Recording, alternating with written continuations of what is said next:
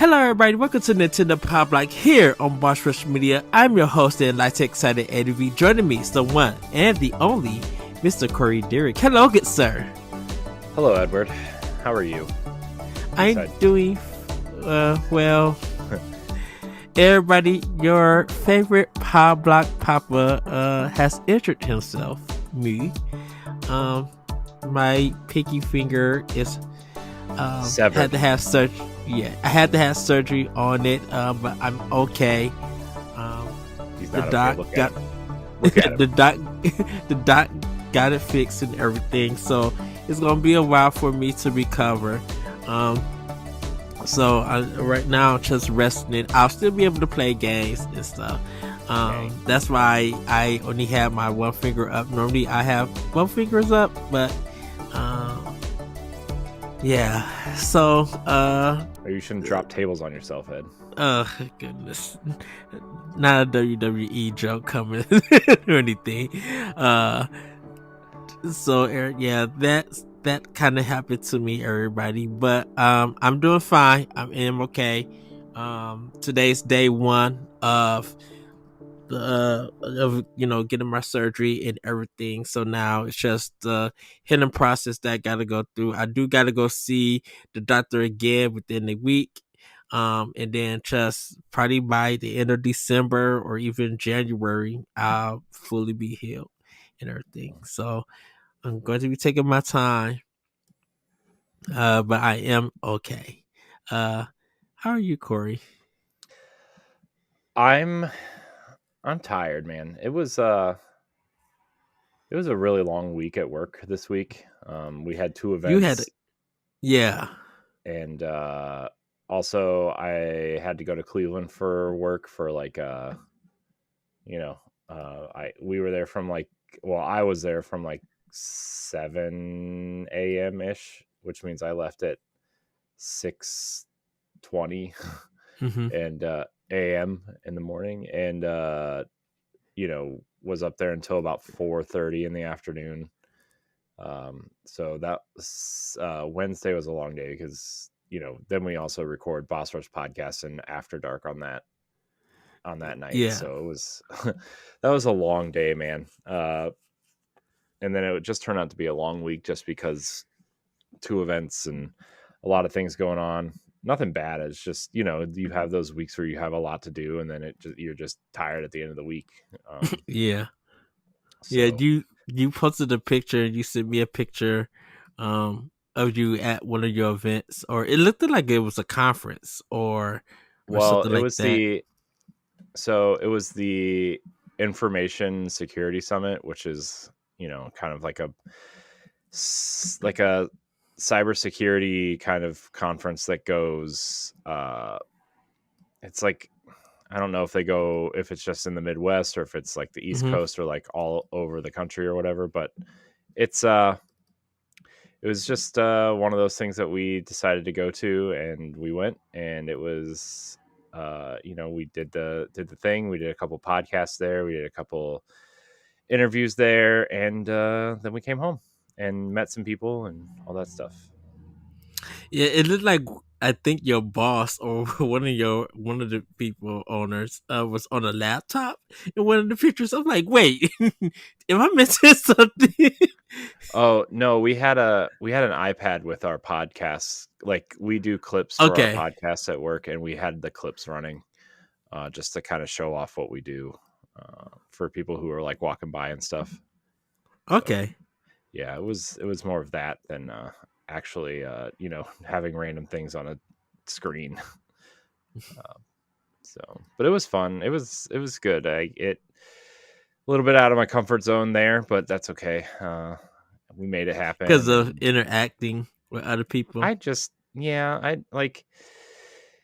We have an events team, and I'm on what we call the content team there, which is just like recording and editing podcasts and formatting articles for the website and all that kind of stuff and social media stuff. Yeah. So I was kind of in charge of getting things ready for this this summit, and it's just a little bit out of my wheelhouse, but we made it work, and it turned out it turned out pretty good, and met some good people there, and so that was good. Do you feel like sometimes you learn something doing it, like things like that? Cause that's kind of was with me with podcasting. Like I had to learn the ropes of like doing intros, Hmm. doing outros, introducing guests, and Don't go back to our old podcast, dude. My intros used to suck, uh, which and is why I everything. made you do it. uh, and it's just like, well, even with optional opinion, like when I started, it's just like, how do I come in? Like, do I have a theme song? Do like I have a tagline? Like, I I really like my first episode of optional opinion was like about morals in gangs and stuff. And my friend, he recorded it and everything. We did it late at night and everything. And it was just like, okay, I don't have no notes. I'm just literally on the mic talking and stuff. And then over time, I got better at it. And then hosting different podcasts, because me being a host and everything, like I was hosting my own stuff, so I didn't know how to host other people and everything. And it took a while because working with you, it's just like I think we definitely had to find a flow about Yeah, how me and you podcast and everything. yeah. I mean, I think we clearly found it, but I mean, it's I so if you start a podcast, 99% of you out there who start a podcast, the first 10 to 15 episodes are just going to be bad. You're just going to have to accept it, right? And Mm-hmm. until you get a flow, until you get the right people to figure out like the flow of the shows, even. So, I mean, doing the podcast like really helped me learn how to interact better with people, and Yeah, so I feel like I learned stuff through that. I mean, my job, I got my job through these podcasts, so uh, I'm thankful for that too. Oh man, when I went yeah. in for that interview though, I was so scared because like I had never I hadn't. It's I don't want to say I have never interviewed, but like I had usually interviewed and kind of failed at getting it right. Like I don't know, man, But but with this one, you from your last job, this one you was just like, it's right up my alley. This the stuff that I wanted to do, and you was just like, you were so gung ho about it because you literally text me that day. It's just like, Ed, I'm going in for my interview. I was just like, you got this. I'm like, you super qualified and everything, or all the work. And then you text me just like, Ed, I I got the job. And then you gave up the other one with the quickness. It was just like, screw dude, y'all. I couldn't get out of there fast enough. Yeah. Also, they turned in my 2 week notice there, and they gave me they only made me work for a week. I'm like, well, good luck to the next person that tries to learn this job because it takes more than a week to train someone at this part, unless I was just really stupid. But uh, It'd be so funny if their business closed. yeah, uh, I mean, they weren't doing. I mean, they were. The car business is so strange right now, right? Mm-hmm. Because like everything is just so much more expensive, except for electric cars. Ironically, you can get a Hmm. Tesla Model 3 for cheaper than just like a normal car now. Oh no, didn't know that. Yeah, yeah. And like if you trade in a gas car for one, like you get like a special rebate and stuff. Like apparently you can get one. You can definitely get one for under $20,000. Oh wow. I speaking of cars, and then we're gonna get into this next window, everybody. No, we're Uh, not. This is it. This is it. uh, speaking of cars, I had to go get a new tire for my car, and so I went to Pet Boys. I don't know if you have one, Corey, uh, or anything, Uh, Not or if you, around here. I've heard of it. but you I heard know of it. Okay, I know the like they do like there's like three heads in their logo. yeah, One of them has a really creepy mustache. yes, that's it. So, Uh-oh. uh, Uh-oh, Hollywood. Hollywood. uh, go ahead, Corey. You go ahead and talk. Yeah, so I don't really know what I'm talking about now. I just doing the thing. But yeah, I mean, jobs are jobs are hard, I guess is what I'm trying to say. And going back to the podcast thing, it actually really helped a lot to do the podcast and be comfortable talking to people, and like make sure you do research before you do get apply for a job, and know what the company is about and what they do and stuff. If you're trying to start a podcast, you know you can record on your phone now.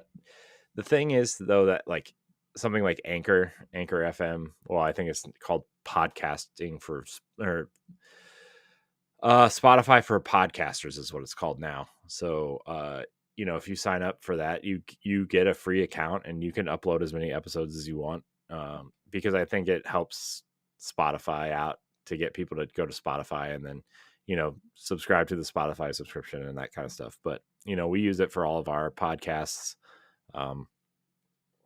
But if you want to podcast, just practice, get a person to talk to and pick a subject and just go. I mean, we do 6 podcasts here, and then I do 2 other ones, and it's I like to podcast, but I still think that this show is my favorite.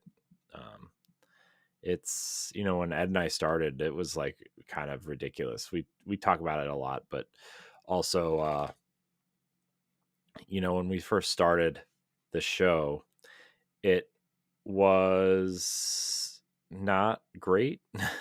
I mean, like I said, everybody's first podcast isn't great, but also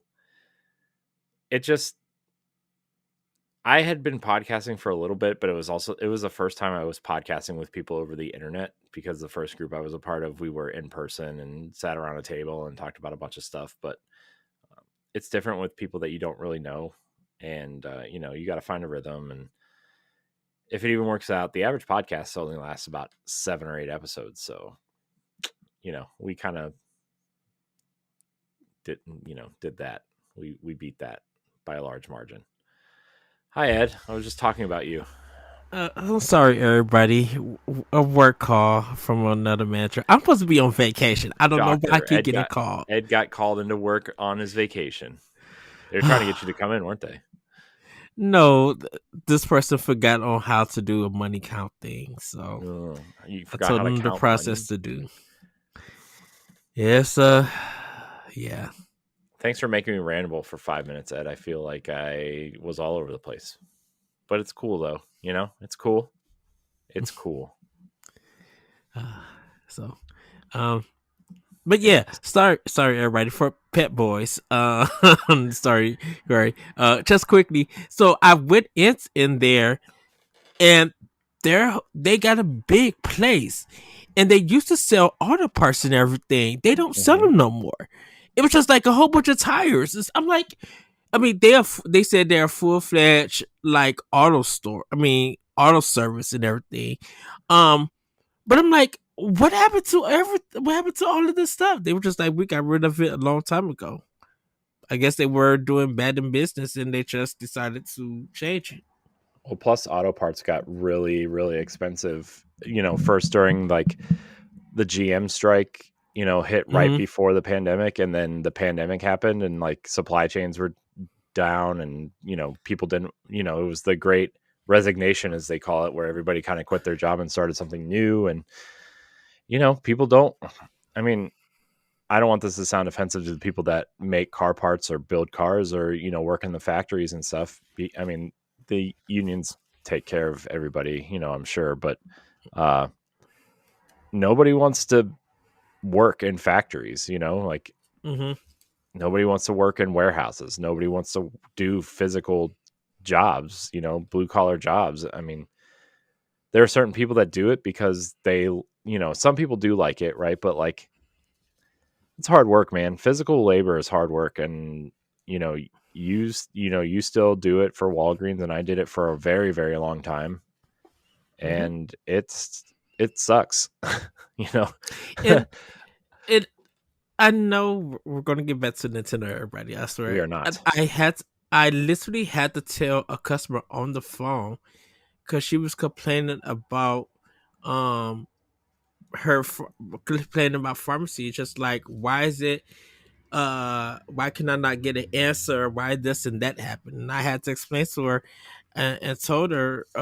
She was an older woman, and I told her, I'm like, it don't matter what store you go to or what pharmacy you are dealing with, everybody is understaffed. And even if you tell us, well, why can't you hire new people? I'm like, there's stores that have hired new people, but because of the way that they're being treated, and for whatever they get paid, or they work one day and they see what they got, they're going to be encountering. They don't want to encounter that. Yeah. So if we can't make new people come in and work and stuff, like, you kind of gotta understand that yes, you're gonna get yelled at and you're gonna get your feelings hurt, and it sucks. It literally sucks. It's stuff that's out of your control, that's not your fault. And I had to explain to her, I'm just like, well, she like, well, can I take it to another get it transferred to another business and stuff? I'm like, you can, but you're going to encounter the same thing because everybody is dealing with this situation. And Yeah. she just like, oh, I didn't know. Okay. I was just like, yeah. I'm like, the way that people are yelling at associates in retail because something that's out of their control and they can't do, a lot of them don't want to be in that situation because not only is it stressful, um it could bring out depression. People end up feeling demoralized. They feel up being upset and angered, um because it's something that they're getting blamed for that isn't their fault and Hmm. everything.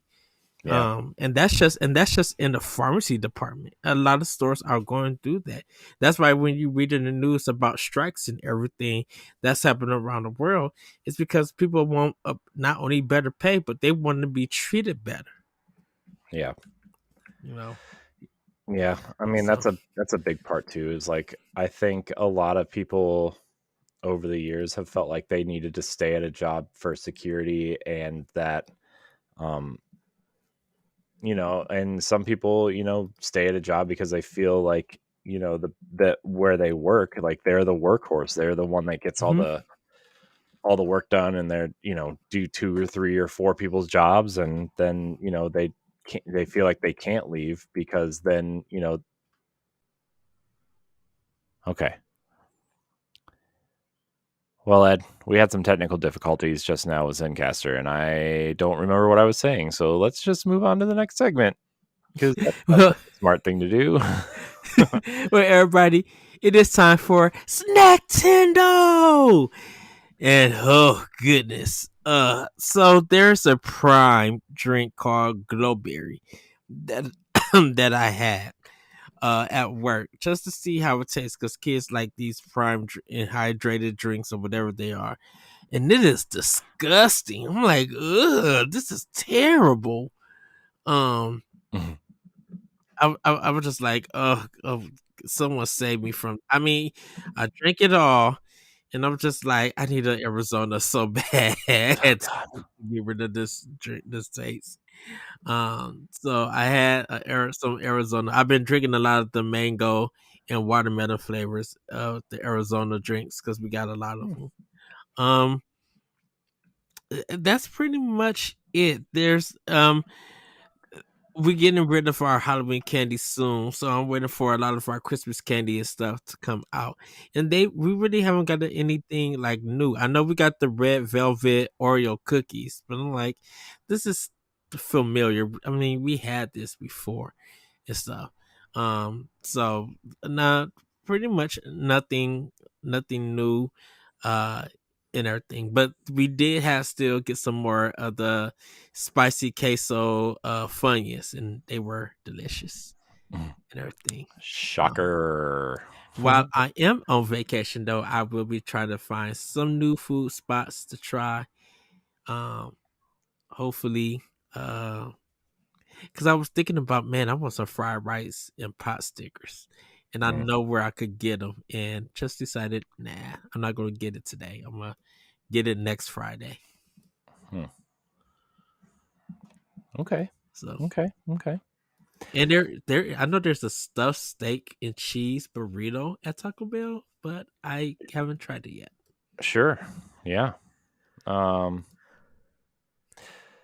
well, Ed, I had another massive burrito last weekend. Did I Yes. send you the picture of it? Yes, you did, which Oh, it made me end up ordering Chipotle and getting the burrito bowl dude, and stuff. it was long, it was girthy. It sounds like an episode of After Dark. But man, dude, that was the biggest burrito I think I've ever. But it looked shorter for some reason. It didn't look as long as it normally does. No, it Maybe was it was the. it was bigger than. So it was like as fat as it normally is, but it was longer. Mhm. And so, dude, it was longer than like a 12-inch dinner plate. Okay. It was like falling off the edge of it. Um, but I got the Chipotle chicken on my burrito with refried beans and Mm. grilled jalapenos and onions and both types of cheeses. And I got the Diablo salsa, which is the hot salsa. Then I got the Yes. habanero salsa, which is the extra hot salsa. Ooh, Yeah, it was awesome. it's dangerous. I know it felt dangerous coming out. I will say I like Domino's mango, uh, the mango one habanero on the chicken sandwiches, but I sometimes will be like, just put a little on it. Don't do too. Don't drown it. But dude, it was really good. It was man, I could eat there every weekend, like for real. I could That's just, why I want to visit so I could taste it. oh, dude, It's it's so just good. It's so good. But hey, if we find if this house is good for us, you just should just come see the house. There's a yes. there's a finished there's a finished area in the basement that's like Hmm. perfect for an office or something. Yeah. So that'll be good for this stuff. But yeah, man, dude, that and then my wife got the taco salad and I ended up eating some of that too because the shells are so good. Ooh. The taco shells from there for taco salads are like crispy and just delicious. They're so good, man. And if you get in like if she leaves like some vegetables and some cheese and some chicken left over, man, you just Yeah. scoop that stuff up with the rest of the shell. Oh, it's so good. So good. It And even tastes good soggy. I haven't had a taco salad in a long time. Because normally our taco salads, everybody, I'm sorry, they normally do like Dorito nacho cheese or that's what my mom. Um, there is a Mexican restaurant uh about 25 minutes from me. I may go there tomorrow and get a burrito and a salad and Mm, everything. mm. Dude, it's so good, man. It's so good. Ah. Ah, Well, I could eat there every everybody, day, man. I could eat there just every day. Be the and best day of my it life. sounds like it's fresh and homemade. Like it's uh um like they do a Uh, lot of their stuff their own I in a mean, sense. I think they probably do most of it. Um, it's like so when you go to a Mexican restaurant, like like an quote unquote authentic Mexican restaurant, even though it's Mm-hmm. just like American versions of Mexican food. Uh, Yes. it's uh, it's like that, but it's basically Chipotle with authentic Mexican. Uh, you know, what do you call it? Ingredients. Jeez, my brain is just not working. Uh, so that's kind of what it is, but it's oh my gosh, so good, man. Ah, it's so good. All right. Also, I'm a That's frequent nice. customer, and they gave me a $5 coupon if I use the Are you app to order. serious? Hmm. Yes. So in Yeah, other dude, words, I have tomorrow. I have a rewards account there. So in other words, tomorrow I might get another picture to be like Ed. Right No, on because less. we are we're watching my nephew, and Uh we're gonna. I was already told that we're having a pizza party, oh which is nice. fine. Which is fine. Huh, awesome. Awesome. Well, everybody, it's time for Playing with Power. And Corey, Yes. I Super Mario Wonder. Yep. So we're just going to talk a little bit about it. I know you haven't played as much, Corey. Like I said, Uh-huh. everybody, hopefully we're going to have Grayson on to talk Super Mario and Sonic. This deserves the 10/10. This deserves all the reviews. There's some levels on just in the first world. I'm like, oh, they snapped. Like, this is a whole new Nintendo for Mario Brothers game. Like, this is a whole different direction and everything. And it keeps you, I like the fact that it keeps you thinking at times and coming up with different strategies and stuff. And I like the new enemies that they have in here. Um, and some of the music, for some unknown reason, feel like they grab music from pretty much all the games. Like something Mhm. feels like Super Mario Brothers 3, something feels like Galaxy, um, Super Mario Brothers 2, uh, one of them felt like Sunshine. I'm like, they really just went deep into the Mario lore of games and just took different styles of music and just made it like literally beautiful and everything. And they're great arrangements and stuff. Um, and yes, it is a mixture of other games, and I love that and Uh-huh. everything. Um, when I already have one of my favorite levels, and I don't know if I could talk about it if you haven't played it yet. It's fine. I'm It's not, dude. It's a Mario game. I'm not exactly worried about spoilers. it's so it's all the piranhas and Mm. everything. And if you get the wonder, they all come out and start singing, and it goes into an auto scroll thing, and they're singing in there. It's one of the most funniest yet amazing things Mhm. in the game. I'm just like, I love when like the unexpected really becomes the unexpected. Like they changed a lot of this stuff, and it's so funny and everything. And so yeah, Wonder Super Mario Bros. Wonder definitely deserves the 10. It deserves to be in Game of the Year nomination. And I'm still playing a lot of it and just enjoying my time. People are finishing that just along with them finishing Spider Man 2. But yeah, I'm loving Wonder and stuff. Any thoughts, Corey? I really think the art style is a great change up. I mean, Mm-hmm. it's definitely I think it's one of the best looking Switch games. I'm not exactly to a point where I'm ready to call it a 10 out of 10. I mean, here's the thing. I've only played the first two levels in World 1, okay? So I'm not like this isn't an overall review or anything. So don't Yes. attack me. But I mean, to me, like aside from the the Wonder Flower mechanic, which is an interesting mechanic, it feels like a 2D Mario game to me, which is fine. I haven't found that, oh my god, like this is amazing moment, right? Like to me it just feels like an evolution of New Super Mario Brothers so far. And I Yeah. know it's going to change, and I know, other things are going to happen, and I'm going to find that wow moment, but like as of right now, like I don't I don't think the elephant suit is very interesting right now.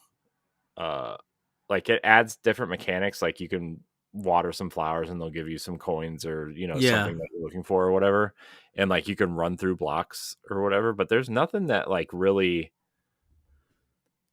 I don't know, it's not as interesting as like the Tanuki suit or the cape or the penguin, even the penguin suit from New Super Mario Brothers. Like it's cool, it's fun, and I think the level design is pretty creative. But just by the first two levels, and I'm gonna play more tonight when we're done recording for a little bit. But it's it's great. I haven't found that aha 10 out of 10 moment yet. Understandable. Yeah, Uh, I mean, uh, again, like the first what 3 or 4 levels in any Mario game are usually like not tutorial levels, but they kind of teach you the mechanics of the game moving forward, right? And yeah, so I know that, and I love 2D Mario games. I do want to say though, this game, the animation in this game is flawless. I think I really am enjoying that aspect of it. I love the art style. I kind of hope they use this for a while moving forward. yeah. It It's very detailed. Yeah, it almost reminds me of like a 3D version of the Mario and Luigi art style, like the Uh huh.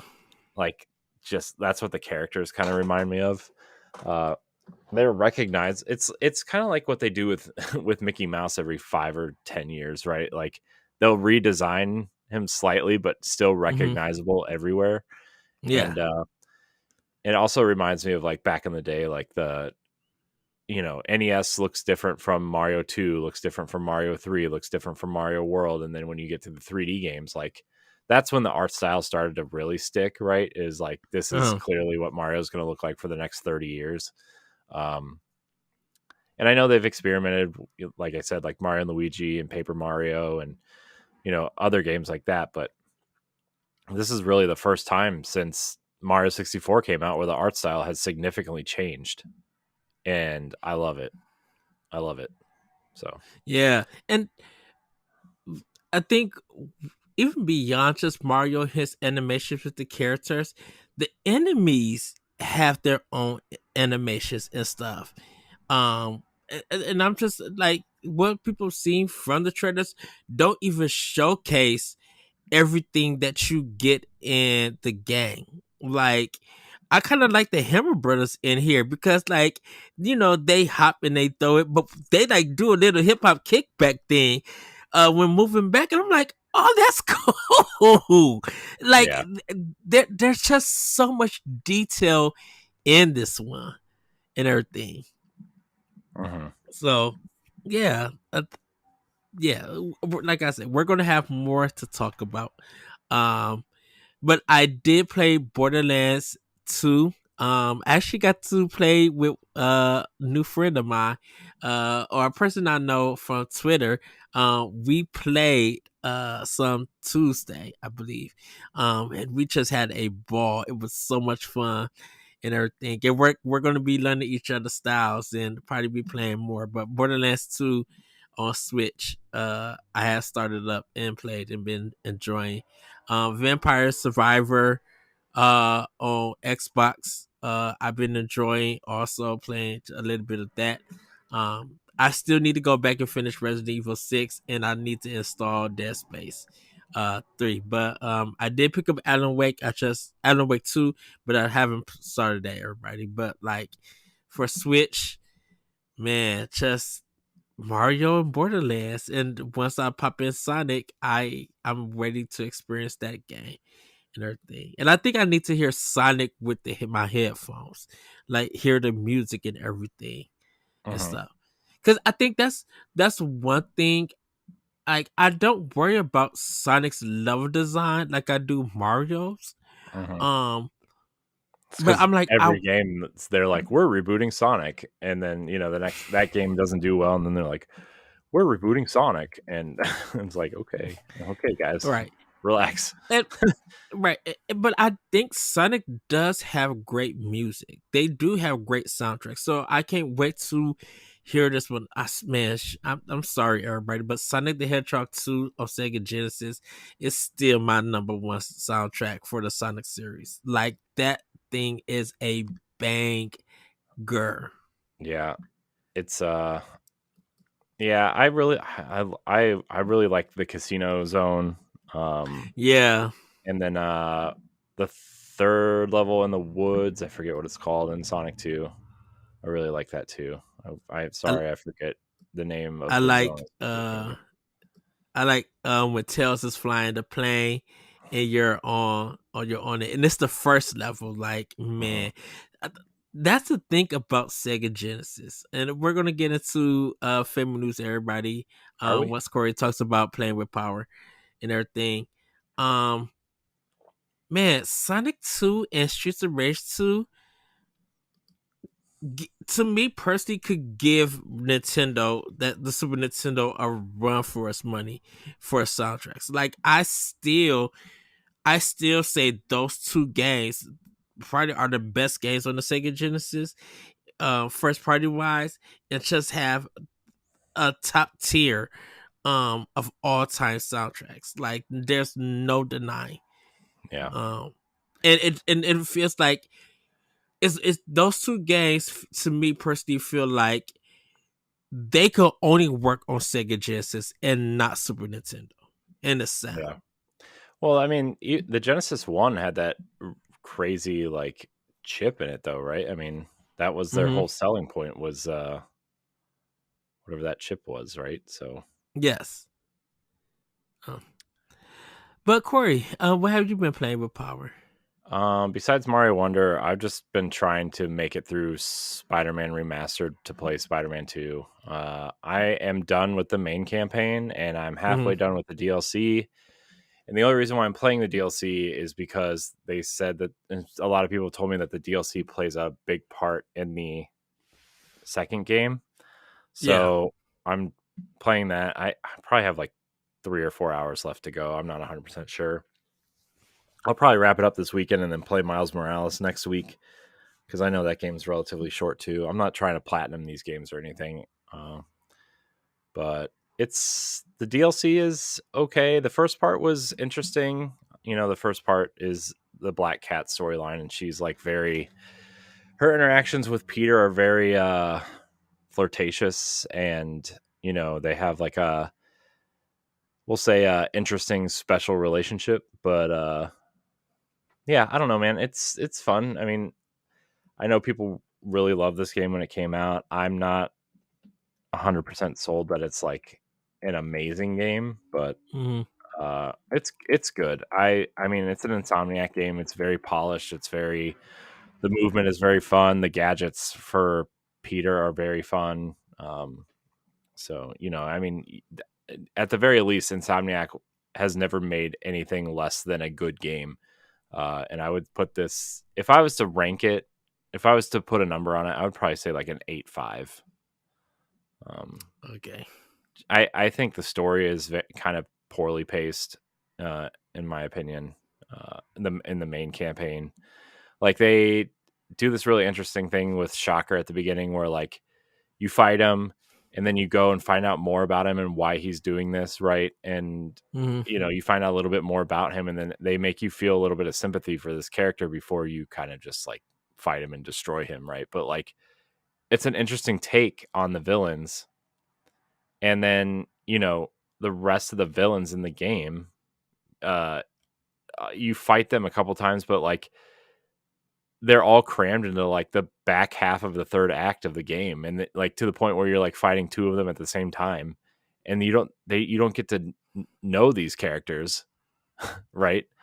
And they kind of shove all the boss fights at the end of the game, and it's like why couldn't you put two of these characters in the second act and then two of these characters in like the first part of the third act before you go to the final boss, right? And it's like and like learn about them too and why they're doing this, because like before you go fight them, like you get into this office space and just read their like these dossiers on them and why they're doing the things that they're doing. And like Vulture has, you know, spoilers I guess for the boss information. Vulture has spinal cancer, and he's doing this because he was promised like a longer life, if not a cure, right? And like Hmm. that's really interesting. Why didn't you like let us play some of this stuff out? And then you know, Rhino stuck in his suit, and uh Electro is like, you know, do has some other I kind of forget all this stuff already because I didn't really feel like reading a lot of them, but like, you know, why didn't you just let us learn that stuff through the game instead of on this, you know, a big paragraph of text? And it's like I would have liked to seen that explored more throughout the main campaign, but it is what it is. The game is fun. Um, the game was spoiled for me, but there's some interesting twists in the Spider-Man story for these characters. Also, if you haven't played it already, but that's all I've been playing is that. Okay. Yeah, I think the lowest game for Insomniac is Fuse. I think that's the lowest one. Probably. That's the one So, that they did for EA, and all their heads were cut off in the box art. yeah, when they changed the whole game from its original, because it was supposed to be like a comedic 4-player shooter, and then Yeah, I wonder if there's a story about that. Maybe someone I'm probably did sure. some I mean that research. that I mean on some PlayStation podcasts that game gets brought up a lot because it's an Insomniac game, and obviously Sony owns them. So Yes. So I'm not sure. I remember playing Fuse and I was like, oh, this is kind of just like a Gears ripoff, which was fine yeah, because I mean there were other Gears ripoffs that I liked, like Binary Domain from Sega was really fun. Clearly a Gears ripoff. So yeah. Well, everybody, it's time for Femi News. is Corey, it take it away.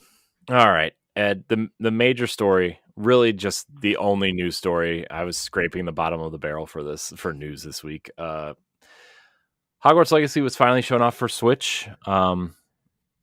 Nintendo really is pushing this game on their social media platforms, and Avalanche is obviously pushing it again because this game's going to sell bonkers on Switch. I think, Mm-hmm. especially because like it's priced cheaper than the Series X and the PlayStation versions still because those games $60. it's still full price on those consoles. uh, but yeah, I mean they released some screenshots. No trailer yet, which is a little bit concerning. But they released screenshots. It looks like a game ported to the Switch. I will definitely be getting it and trying it out because that game, as we're sitting here now, Mm-hmm. and at the end of October, Hogwarts Legacy is probably my game of the year so far. Um, so I want to see how it runs on Switch and maybe play through some of it again. Uh, kind of, it's exciting that this game's coming out and wasn't canceled like some other recent Switch games. I think it looks decent. I think it looks okay in the screenshots. I mean, obviously there's visual fidelity differences, but I don't. It's not like Mortal Kombat 1. So, I mean, how do you feel about this? I don't think you played the original version, right? Like the when it I came have out. no. I haven't played the original version. I will be. I'm gonna look forward to playing the Switch version when it comes out. And hopefully, I might get like the Series X version also, but it depends on like if it's available on Black Friday It's and on stuff. sale digitally right now. If you're interested, uh, just throwing that so, up. um, but yeah, I am going to pick it up for Switch. Yeah. Everything. I mean, if you're not looking forward to it on Switch, everybody, like it's still worth checking out on the other consoles. So, Mm-hmm. And in my opinion, for a lot of people, it is their game of the year, or it's a big nomination for game of the year. So, you know, yeah, I can't. I'm excited. I'm glad this game is finally coming out. Uh, anything else to say on this, Ed? nope. Just hopefully they have a locked 30 frames per second on it. Yeah, Like, hopefully it runs well. that's like the main concern I think, right? Is just making sure the game runs well. I don't care if it's at 720p or anything, right? Like Mm-hmm. I want it to have that uh frame rate, and people won't hopefully don't have any issues with that kind of stuff. There is an 8 gig patch, by the way, on day one for the Switch version, uh, which is pretty standard for third party games on the console, unfortunately. So at least it's not a code in the box, though. It is playable from front to back on the cartridge, Cart, yes, but obviously that 8 gig patch will be significantly more helpful. yes. Speaking of new games on the Switch, Ed, have you heard of this game called Mario Party 3? Yes, I have. Yeah, the third one is coming. It's finally coming out on the Switch. Oh, great. I prefer Mario Party 4. That was on the GameCube. I prefer 2 and 4 are my favorite Mario parties, I think. Although the new ones are pretty fun, except Yeah, nobody ever wants to play with me because I'm apparently the only person on the planet that enjoys a little bit of Mario Party. I enjoy Mario Party with you. Yeah, I don't want to play with you. Wait, what? I'm just kidding. Oh man, that's funny. But yeah, I'm going to play Mario Party 3. This is the N64 version, everybody. I'm going to play it and have a good time cuz I never got to like really sit down and play it. And I want to. Yeah, I mean it's Mario Party, but I still think the N64 versions are the best ones. They're just Mhm. the best. So all right, Ed, our next story. Disney Dreamlight Valley. This one's mostly for me, because I love this game. Disney Dreamlight Valley is leaving early access, but there's been a change, Ed. It will not be free to play when it comes out of early access like they originally planned. They also announced their first expansion pack. Uh, Mhm. they didn't really go into detail on it, but it will be getting a really, uh, I guess, pretty expansive expansion that will cost money. This will be the first update that will cost money for them. I bet they just expand the island or give you more space on the island because like with all these updates and stuff, it's really hard to kind of like keep track where all the characters are and all the Mhm. resources and everything. So expanding the island, I think, is a good move for them. But yeah, it's not coming free to play, which is really interesting. Which which is fine because I think I, I say it's fine because they got a lot of content out, and a lot of times they put this game on sale digitally. Yeah, it's Like on the sale all the time. ultimate, like the digital, like the ultimate version of stuff, you can literally get that for like $50 or even cheap. Or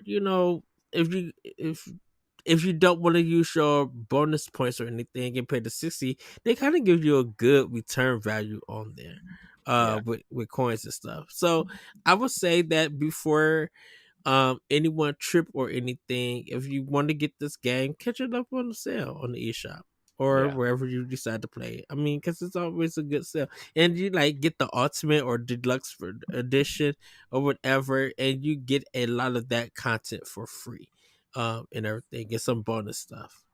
yeah. So I'm excited. Can't wait. Can't wait for this update, this expansion. So Yes. well, Ed, the last story, which I know we don't have anything to kind of say about it because we're not Fortnite people, but Fortnite is heading back to the original island that launched with the game, and a lot of people are really excited about this. Um, That's how good. I mean, how do you feel about this, Ed? Like, I mean, I think I I really don't care. yeah, I was trying to make a conversation out of it, but you ruined it. So Yeah, I'm sorry, everybody. I'm just not a Fortnite kind of guy. Uh, yeah, but I will say the Power Wash Simulator's Back to the Future DLC looks good and everything. I'm just like, oh, that's cool and everything. So, uh, but I mean, that's cool for people um who are into Fortnite and they want to go back to the old island and everything. yeah, With these new characters and special characters and stuff, I think it's cool for them to do that and stuff. hmm So that yeah, it's gonna be awesome. yeah. Also, I wonder if they're gonna because like my nephew plays, but he wasn't allowed to play because he was too young. Obviously, like when Hmm. this game came out, he was like 3 when the game came out, which makes me just vomit in my mouth because I still feel like this is a new game, but it's 6.5 years old. Um, isn't that God, that's so gross? Uh, So he wants to try to get some of the older skins if they put it either in the battle pass or whatever. Um, Yeah. so also, I think this is an easy one for Epic too, to because like it's been enough time where people can be nostalgic about stuff about Fortnite, which is also really gross in my opinion. Uh, not that the game is gross, just like feeling nostalgia for a game that everybody kind of feels is still relatively new and relevant to the gaming industry. Uh, you know, it's like to me, it's like and also feeling nostalgic about Minecraft, which is also a game that's like 12 years old at this point, 13 years old. It's Oh just wow. gross, man. I feel so gross thinking about these games, like how old we're getting, and it's just, oh man, it'd be like someone feeling nostalgic for Mario Odyssey, Ed, if to put it in perspective. And it's like, oh my gosh. Anyways, so good for Fortnite. I hope people enjoy it. I hope people, do the thing. Yes. Okay. Well, Ed, we've got one other side story to talk about Xbox. For people who don't And know, this one threw me off for a loop because I'm when it's got announced, I'm like, wait, what is everybody talking about? What did I miss? yeah, it's so Mike. For people who don't know, Microsoft gave this or has this big leadership shakeup, and it has kind of there's been structural changes over at Microsoft for a little bit over the last couple weeks or months, I guess I could say too. I'm trying to find the graphic. Somebody, there it is. Okay. So there is leadership changes over at Microsoft. Obviously some people are leaving, and some of these won't stand past the end of the year because of certain people also leaving because of acquisitions and stuff. So Hmm. Phil Spencer is still the CEO of Microsoft Gaming. He oversees Xbox gaming, PC gaming, any type of gaming that involves Microsoft. Um, Yes. so where the leadership changes come in, um, so the big one, I think everybody is looking at. Sarah Bond is now the president of Xbox. She's running Xbox now. From a Super well deserved. Yeah, dude, she's awesome. I mean, she's clearly going to take over everything once Phil decides to retire. Uh, but yeah, Sarah Bond, new president of Xbox. She's the president of, and she'll oversee console, Game Pass, third party kind of support, all that kind of stuff. Right? She's Yeah. obviously her and Phil Spencer and Aaron Greenberg and even sometimes Matt Booty have been traveling around the world to kind of secure third parties. Obviously, they went to a lot of European countries because Activision is very active over there after that Hmm. acquisition, Blizzard. Uh, and she's been very involved in Sega being a big part of Game Pass. So Yeah. she's it's well deserved. And then the other kind of side of this is Matt Booty is now he was in charge of first party studios. Now he is the president of game content and studios, which includes Bethesda. He's now overseeing Bethesda's output of games as well. So he's in charge of Xbox Game Studios and Bethesda, all of Bethesda's.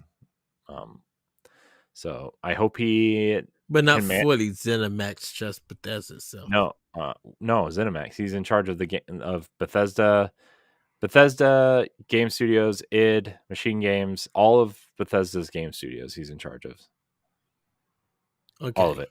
Because I thought ZeniMax was over everybody. Well, ZeniMax is the company that owns everything, but everybody knows it's just Bethesda. It's Bethesda. Okay. Uh, I think to most people that they're kind of interchangeable. I know they're not. I know there's a lot of technical reasons why they're not, and business reasons why they're not. But uh, so he's going to oversee Bethesda as well. Very interesting. Uh, and Kind of then replacing Pete Hines, I believe. no, Pete Hines was head of communications. I mean, I don't know if he de facto was running stuff over there after Mm-hmm. they sold, and the previous the previous owner of Bethesda passed away, right? And so that's why he wanted to get this deal done before he passed. But and then there obviously like there's other leadership changes and stuff as well. There's a new corporate vice president of human resources. There's a new corporate vice president of finance, and then Bobby Kotick, who, you know, I know a lot of people want him out of Activision. He is staying on until the end of 2023, and then he will most likely be exiting that role. Mm-hmm. There's a whole graphic here that we can look at that people can go search for. It gives the whole leadership kind of breakdown. Breakdown. And in 2024, everybody will report to Phil Spencer as the CEO of gaming. And I expect him to stay on until the next console launches. That Which they're I bet thinking it. 2028, Yeah, which I is have read only that. which is only like 4 years away. 4 and some change, which is ridiculous because it sounds so far away. And half of their studio games have even came out that they announced. So I'm just like, Yeah. I, interesting for I that to mean, happen. Xbox gamers, we've been kind of starving for content for a long time, right? Like consistent content. I would say there's been a lot of good stuff come out, but it's not Mm-hmm. consistent. Uh, but I think until that next console comes out, we're gonna have a pretty major game I would say every 6 weeks to 2 months. They're gonna be on some sort of Nintendo type content release, hopefully at some point. So I wonder is because of the pandemic and a lot of games getting pushed back and Microsoft kind of missing 2 years of having their new console out with new games.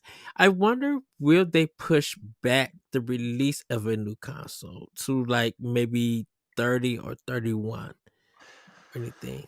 I think it depends on what PlayStation does with a pro type console and what their plans are. I think they want to let this console ride as long as they can. Hmm. But, you know, I mean, it could be 29, it could be 30, right? But like, I think they really want to see what the competition does next before they make any other console type moves.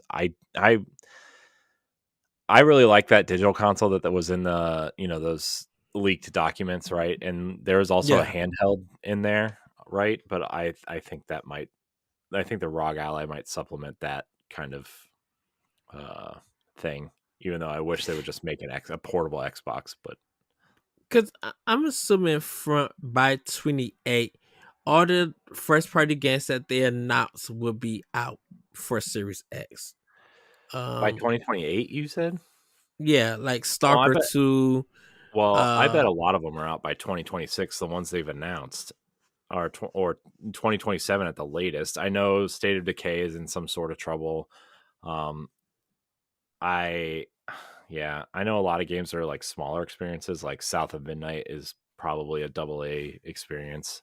Although mm, that game looks really cool. I hope that game is good because I really thought that We Happy Few was going to be that game, their breakout game, right? I mean, Contrast yeah, was good, but I mean, no offense, nobody really cares about Contrast, right? But We Happy Few was supposed to be like their big breakout. Remember, they delayed it so they could actually add a story mode to it because it was just supposed to be yeah, some sort of weird survival game. yeah. And I Um, know Outer Worlds 2 will be a little bit mhm. later, Outer but Worlds 2, Avowed. Man, you think about all the things they have announced that aren't out yet for in terms of first and second party. yeah, Towerborn, Hellblade, Clockwork Revolution, Outer Worlds 2, Avowed. Uh, Hellblade 2. I said Hellblade 2. Uh, Thanks for listening. I didn't hear you say Hellblade 2. This is the second one I said.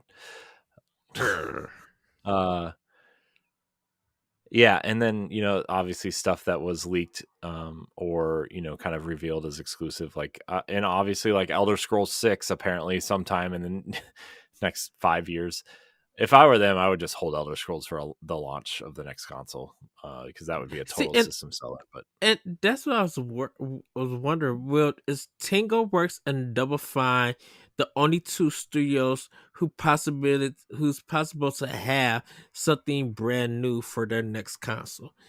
Because like Tango well, there's Works, Tango GameWorks is working on 2 games right now. Supposedly, one is supposedly a JRPG, okay, and one is The Evil Within 3.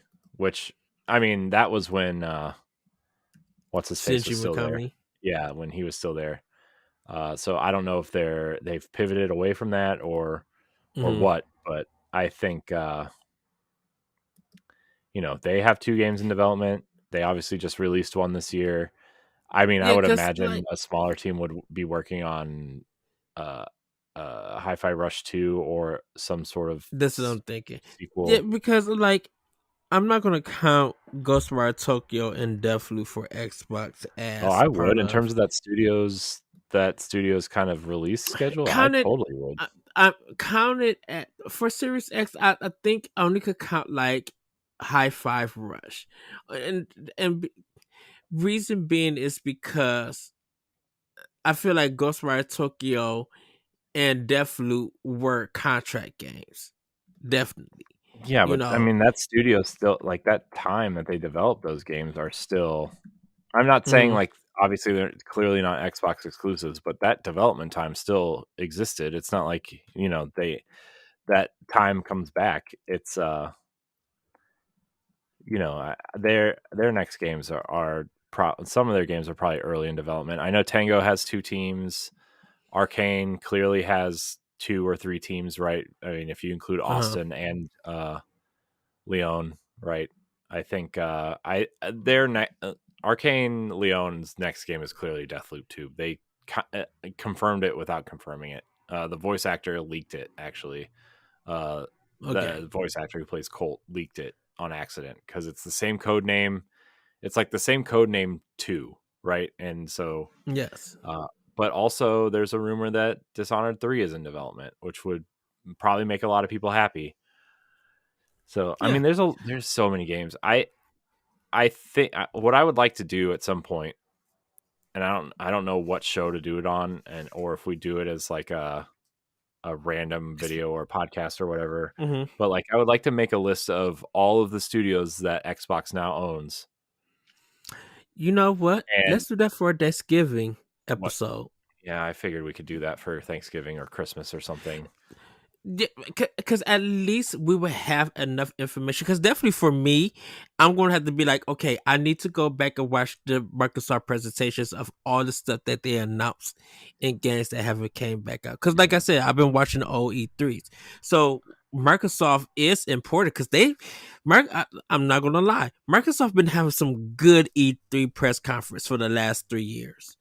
Yeah, Like we just they've haven't seen been the really fruits of that good. labor, though. I mean, the what are the games we got from those press conferences? We got Halo Infinite, right? We got Hmm. 2 Forza games and Starfield Yep. and Redfall. I mean, dude, that say what you will about Redfall, but that reveal trailer or that that first cinematic trailer they showed at the end of what 2 years ago Yes. was Hmm. made me excited for that game, and then well, it was Yeah. Redfall. Uh. Um. I just said that game's name. Psychonauts Yeah. 2 Hmm. is another game. It's Yeah, and we know they're working on a new IP. We know there's another flight simulator coming out. I wonder if they'll buy anyone else. We know I mean, Gear 6 obviously in development. Um, yeah. Um. I think the only one we're rooting for them to buy is Crystal Dynamics. yeah, I mean, I would like them to buy Crystal and IDOS, right? But also like Asobo really makes sense for them. The Hmm. um, Plague Tale and Flight Simulator people, which is hilarious that studio makes both of those games because they couldn't be any different from each other. But Uh, I feel like, and we're gonna move on after this. I feel like Crystal Dynamics should be their final purchase for right now because I'm just like, you guys got a great lineup of developers that you guys acquired, but they need games out Yeah, and and I everything. think, I mean, they're already working with them, right? Like IDOS Montreal is working on Fable with Playground. Mm-hmm. Crystal Dynamics is basically making Perfect Dark now because the initiative has, you know, the thing is though, if Embracer Group ended up closing Crystal Dynamics, that whole team would probably just go to the initiative. I bet Microsoft would try to hire most of them Oh, for the they were initiative snapped up with the quickness. because A, the ex Crystal Dynamics studio director now runs that studio. Um, and I mean, that studio is a mess right now, but I wonder if that would have any, like, I wonder if that would transition would happen anyway, but Oh, well, Perfect Dark would look a whole different way. well, Because of the they rebooted it. I think it's going to be a third person stealth action game now, is the hmm, rumor, which is what I want it to be. But because, like, dude, when you have, sorry, no offense to first person Perfect Dark, but when you have Halo, Doom, Wolfenstein, Quake, and now you have Call of Duty, you know, there's no room for Perfect Dark to exist in that world. There's no room unless you change it drastically. And the one thing that they're yeah. missing is the one thing that Crystal Dynamics is extremely good at is a third person action game. So, And don't forget, everybody, Perfect Dark was a rare title. yeah, well, So, yeah. Uh, yeah, so I just want to talk about that leadership change for a minute because I think it's important to the industry. I think Sarah Bond mm-hmm. has been breaking industry standards for a long time. I mean, I think she's one of the first, if not the first, uh, woman to run one of these big, platform holders.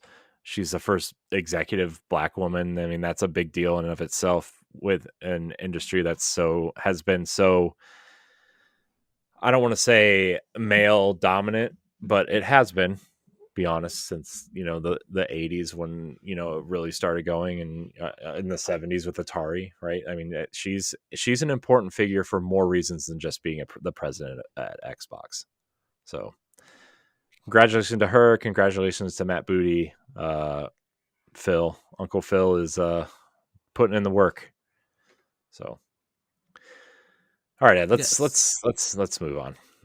Like I said, we're probably going to talk about Xbox on some sort of, I would call it a Patreon special for Thanksgiving or Christmas.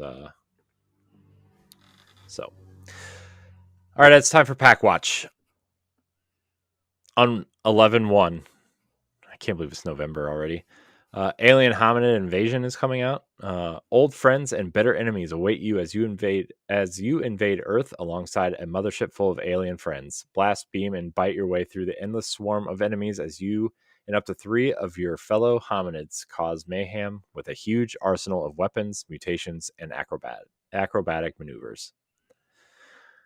There's a lot of 3 games coming out on November 2nd. Star Ocean's Second Story R. Yes. In this science fantasy RPG, choose between Claude and Reyna. Play through their perspectives and unlock various endings. Recruit allies and defeat foes in this fast-paced real-time battles. Also on 11/2, The Smurfs 2: The Prisoner of the Greenstone. with your crack team, and the help of the Smurfo mix, liberate the village of the Smurfs from the grip of the Greenstone. That sounds like a movie tie-in game. I think it is actually.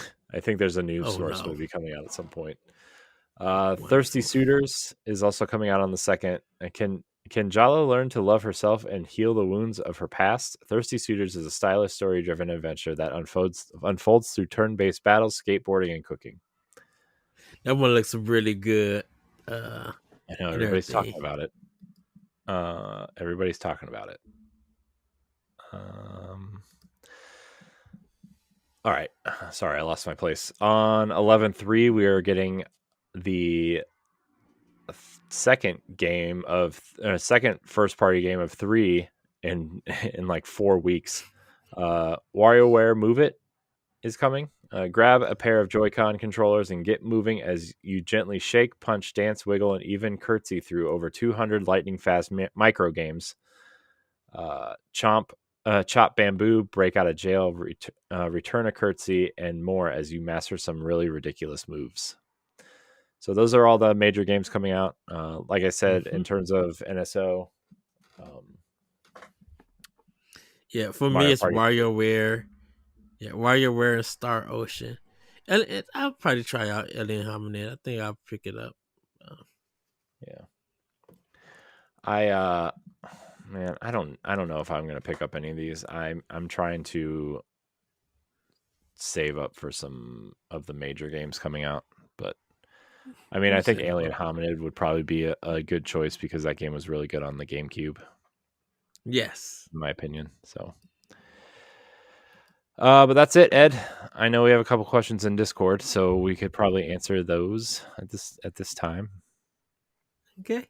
Seamus the Kilted Gamer asks, would the next Zelda game be an open world adventure or a traditional top down game? It's gonna be an open world adventure. They already announced that for the future. This is going to be this is what they're gonna be going with. If they Yeah, but do a top down, oh go ahead. no, you keep going. I'll go after. Oh, I was just gonna say if they was gonna do a top down, I think it would be a remake of one of their older games. Hmm. Um, but I'm like, well, Minish Cap is already on NSO. Um, Yeah, but so is Link's outside, Awakening. yes. Um, but I don't think they're gonna. I still feel like they should remake Zelda 2.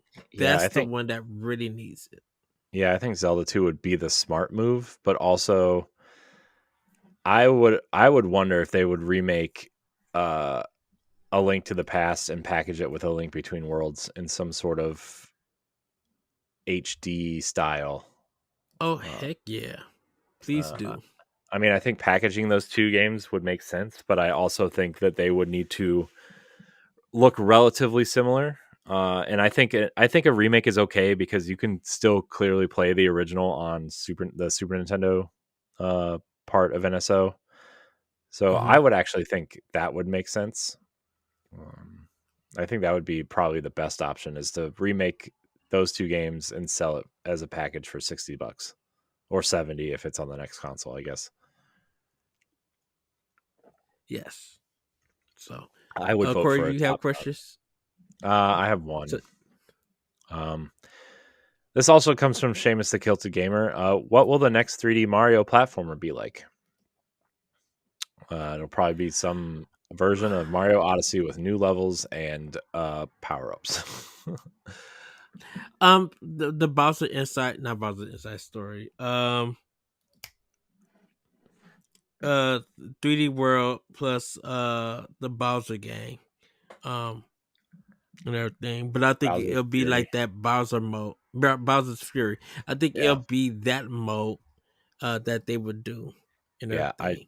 I do too. Yeah, I really think it's going to be open world. I think the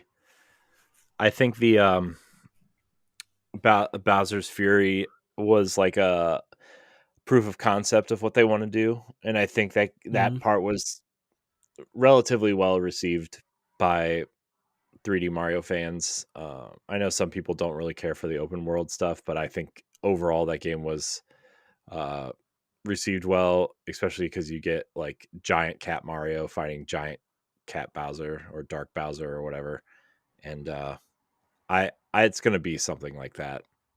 With an even bigger open world, I bet there's like a central hub that you return to, like the castle. Hmm. Uh, but I think it's going to be laid out in an open world style, honestly. So Yeah. make Super Mario 3D World 2. That's what it should be. The best 3D Mario game. I would have my money ready to go Yeah. if they announced that on a Nintendo Direct and Best Buy had it for up for pre-orders. Oh, I'm going to give them my coins. Yeah. No, so. Corey, any final thoughts? Not really. I don't know. I'm excited to take some time off, and you know, because we aren't recording anything over Thanksgiving, and I actually also took PTO off that week. And Yes. so I'm not going to do anything except for obviously spend time with my family. But when everybody goes to bed, it's game time. It's all about video Shoot, games. I already got Thanksgiving off, so uh, I will work what I need to work, and then Thanksgiving, I'm gonna eat, sleep, and play games, and then probably plan out my Black Friday stuff. Probably get my orders in and everything, and then hit the stores to go pick it up and stuff. Yeah. So, well, definitely for me, everybody, we're about to get into November, and the time is about to change. So everybody's falling back. So hopefully you are prepared for that for next month. Uh, we got some big games coming to all the platforms, but definitely for Nintendo Switch. Um, so hopefully you guys get your money ready. And Black Friday, we're definitely gonna be looking at the sales to see what games people miss. Cause and to be honest with you, I really feel like Xbox is gonna get a lot of the sales. Uh-huh. PlayStation might get some.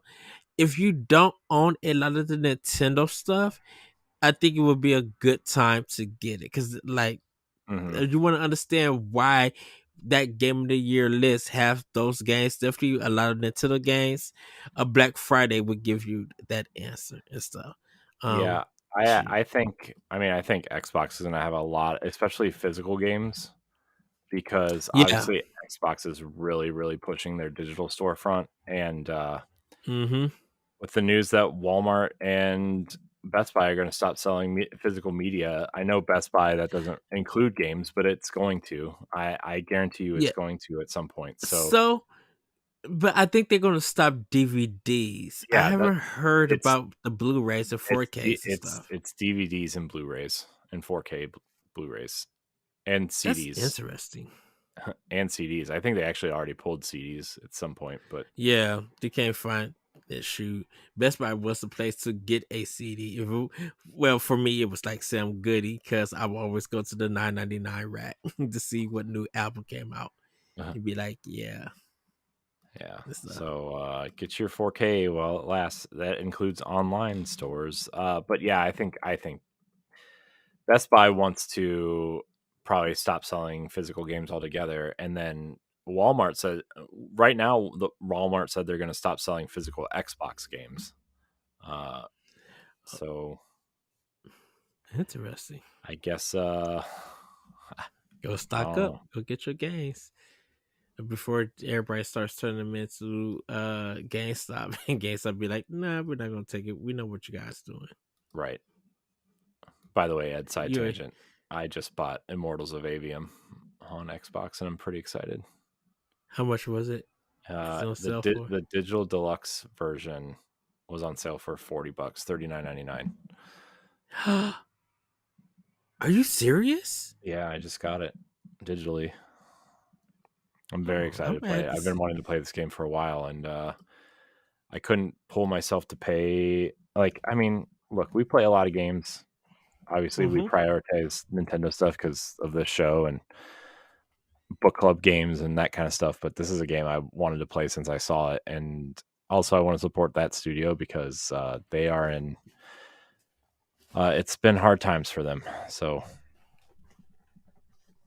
anyways, I'm done now. Yeah, yeah. I'm gonna snag it. Cause that's a good price for if it's the deluxe version. Yeah, I'm Mhm. gonna snag it. Yeah. I Well, don't with really that, know. everybody. Oh, go ahead, Corey. I was just gonna say I don't really know what you get with the digital deluxe version, but it was cheaper than the regular version. So I hear that. Well, with that, everybody, have a great week. Have a great weekend. Happy Halloween to you all. Since it'll be Halloween with this this episode comes out. Hopefully you guys got some great candy, have some good eats, watching some spooky movies or animated movies or whatever you prefer. And everybody, please be safe. We will see you guys next time for Nintendo Pow Block. Bye, everybody. Woohoo! Bye, everyone. Have a great day. If you want to be a Patreon producer, head on over to patreon.com/bossrushmedia and find out which tier is right for you. Our Patreon producers at the $5 tier or higher for this month are Adriel Munger, Celeste Roberts, Christian S., Sana Dirrig, Francisco Santillan, and Rebecca Jewell. Thank you for your continued support.